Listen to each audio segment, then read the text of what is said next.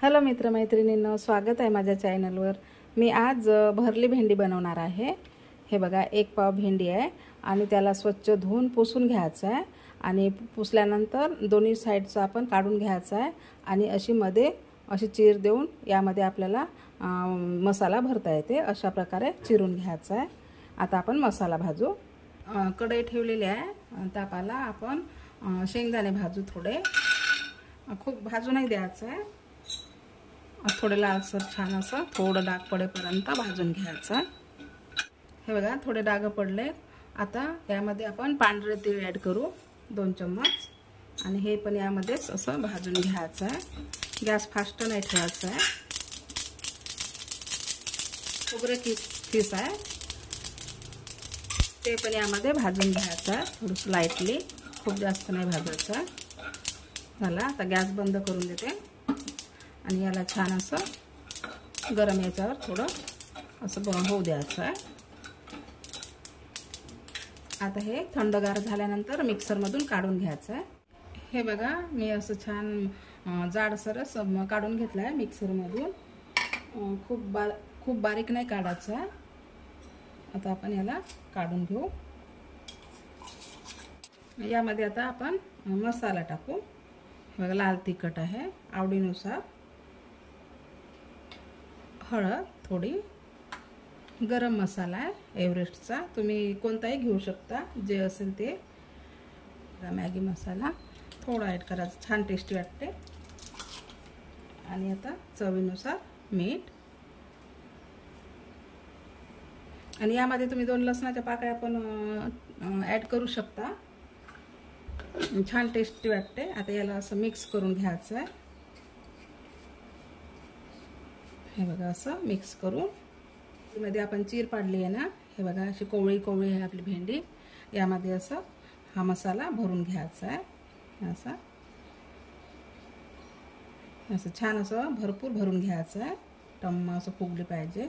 हे बघा, असे या प्रकारे मी पूर्ण भेंडीला भरून घेते मसाला।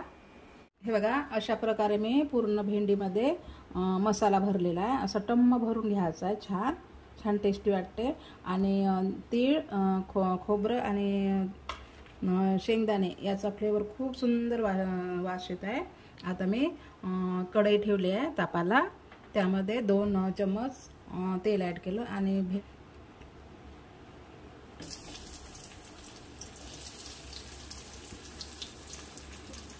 अशी ॲड करून द्यायची आहे। आणि गॅस मीडियम ठेवायचा आहे, खूप फास्ट नाही ठेवायचा आहे। याला असं मिक्स करून झाकून ठेवायचं आहे, वाफ धरून, म्हणजे भेंडी आपली शिजल्या जाते। असं मिक्स करून मी झाकून ठेवते याला। मध्ये मध्ये पाहू शकता, असं झाकून ठेवायचं आहे। गॅस स्लो ठेवायचं। एक वेळ आपण चेक करू।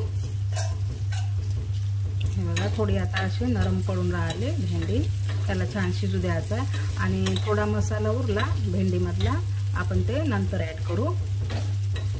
असं वाफ धरून ठेवलं ना, हे बघा छान असं सॉफ्ट होऊन जाते। आणखी झाकण ठेवू। हे बघा, 10 मिनिट झाले वाफेमध्ये ठेवली मी भेंडी। आता आपण याला छान असं परतून घेऊ। हे बघा, छान शिजली आहे भेंडी। आता जे काही मसाला होता ते आता आपण यावर ॲड करू। गॅस फास्ट ठेवायचाच नाही। भेंडीचे खूप सारे प्रकार असते, खूप सारे बनवले मी, खूप सारे व्हिडिओ मी अपलोड केले। नक्की ट्राय करा या प्रकारचे। आणि आता याला आपण आणखी, आता झाकण ठेवायचं नाही आहे, आणखी 5 मिनिट ठेवायचं आहे। हे बघा, 5 मिनिट झाले झाकण न ठेवता। आता यावर आपण थोडा सांबार ॲड करू।